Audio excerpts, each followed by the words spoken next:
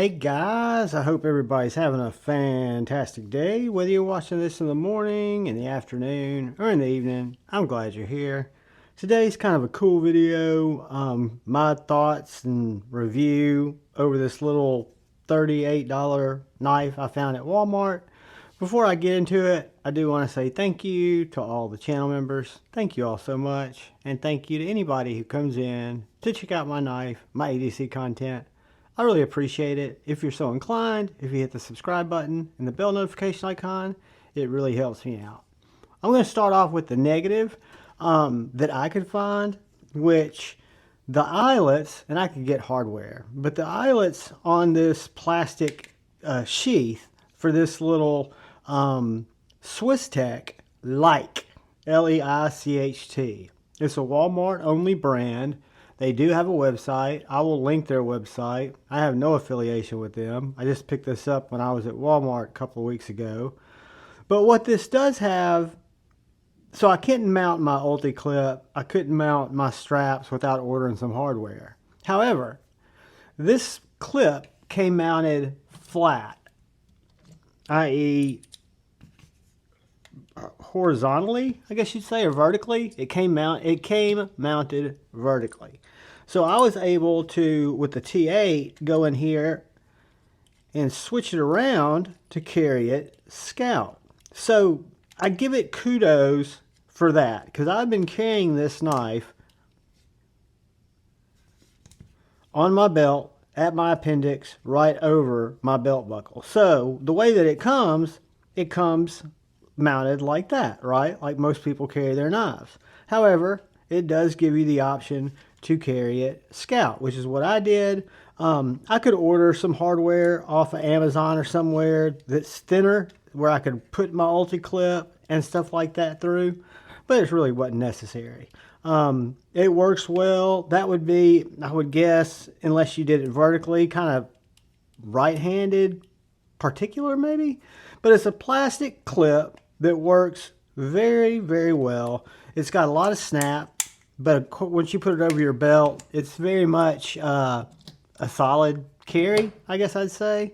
Talk about the knife. The knife's what's really cool. I've not sharpened it. I've not put it on a strop. I have run it through a ton of wood. I've shaved a bunch of wood because it's very thin. When I say shaved, just kind of whittled on a bunch of wood. I've broken down a ton of cardboard, a lot of these Amazon boxes, and it still is just laying through the cardboard. I'm curious to see how it's going to do on paper once we get to that.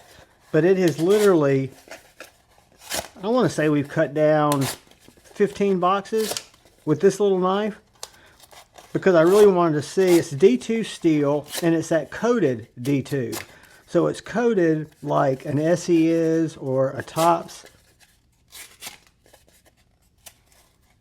Cut that tape. I'm going through actually 2 walls there. But yeah, it's very, very slicey. I've been impressed with how comfortable it was. Another thing that's a negative that I'll point out right now is the screw for the hardware. One of the things I wanted to do was to take this handle off, because it's easy enough to do. T8 screw, right? I want to take the handle off and see what I was working with in terms of if I could take that red liner off. However, it's not captive, and it just spins. So I can sit there and turn that, and all it's doing is spinning. So that was kind of a fail. I think that was an opportunity.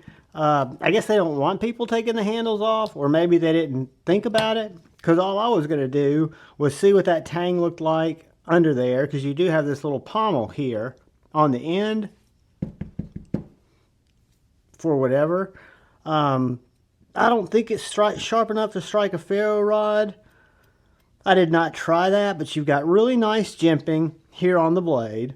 A very comfortable handle. The handle was thin, so I was a little concerned that I might get hand fatigue after doing a lot of cardboard cutting, but I didn't. I mean, I can literally white knuckle this, and it feels absolutely fine in my hand. Now I've got a medium to large hand, which I know there are people with hands a lot bigger than mine, but I think mine's pretty average.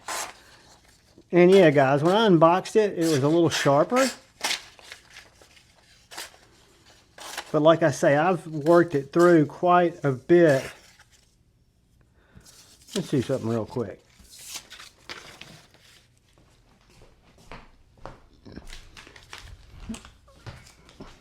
Let's see if that was just me, or if I can strop that out. I plan on sharpening it. That's one of the things I wanted to do after the review. I didn't want to sharpen it beforehand.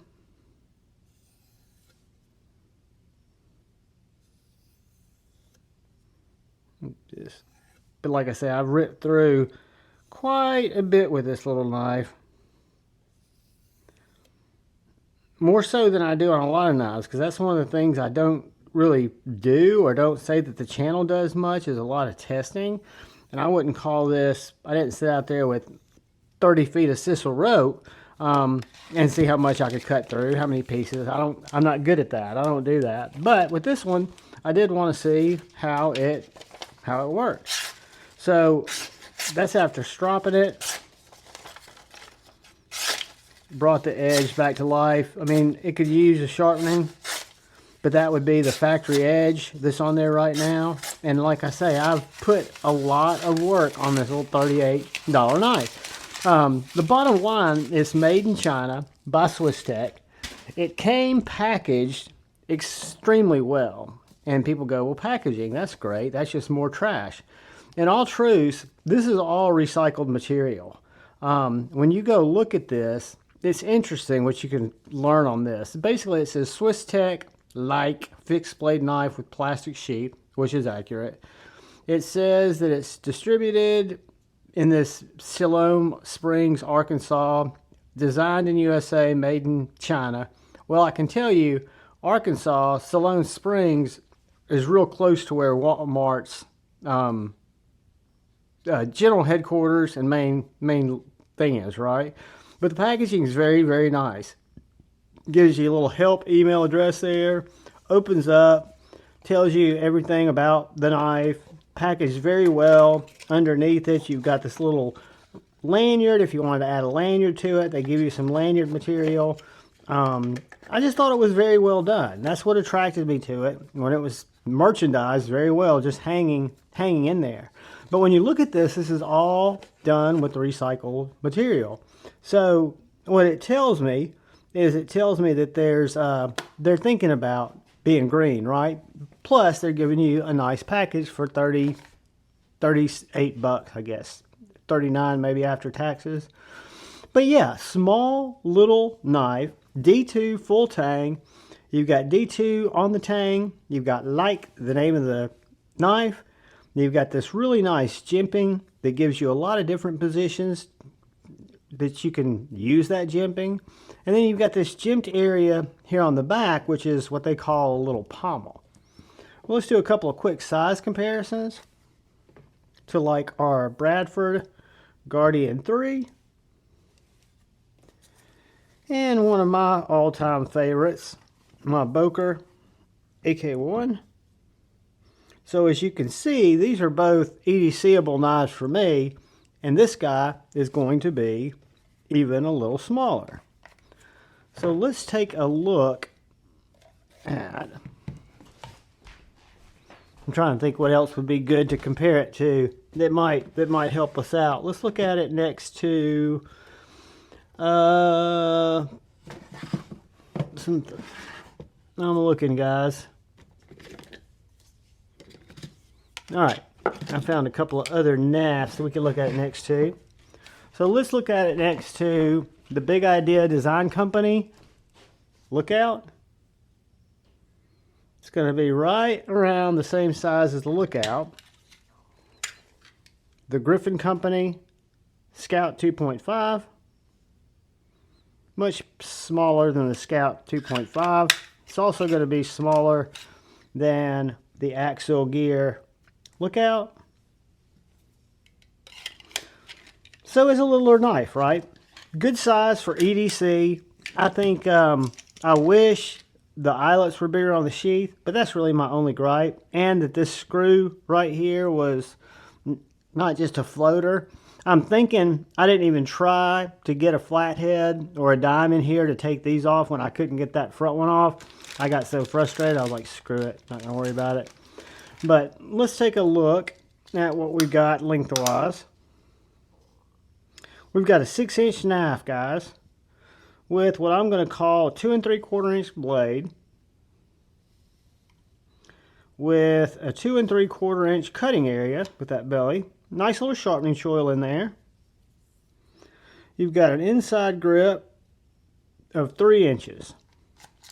So 3 inches from here to that inside grip. And you do have this lanyard hole because that last piece of hardware is a pass-through. And then let's take a look at the thickness of this guy, because it is thin, and that's what I really like about it. That's why I think it's such a cardboard destroyer. 0.1150, and then we've got an edge bevel or behind the edge thickness of 0.0190. Whoops.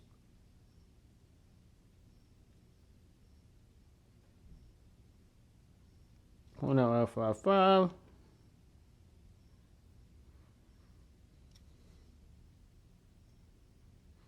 That's out the very, very tip.